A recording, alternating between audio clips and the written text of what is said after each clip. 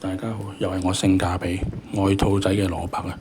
有啲觀眾咧同我反映咧，我錄音啲聲有啲細，同埋有啲拆啊，有啲散。因為我係直接用電話錄嘅，所以就質素冇咁好。咁其實我買咗錄音咪啊，等佢送貨，到時可能會好啲。咁前幾集咧就同大家講過咧，做冰茶咧就可以賺得最多嘅電池啦。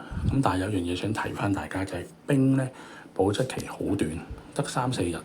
如果你禮拜一、禮拜二做嘅冰咧係等唔到下星期用嘅。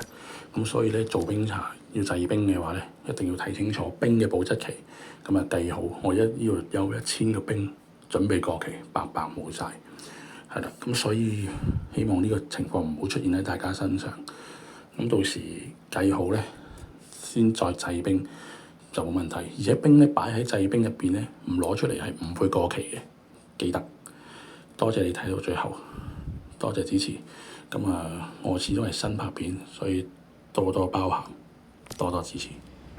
鍾意嘅就 like 啦，拜拜。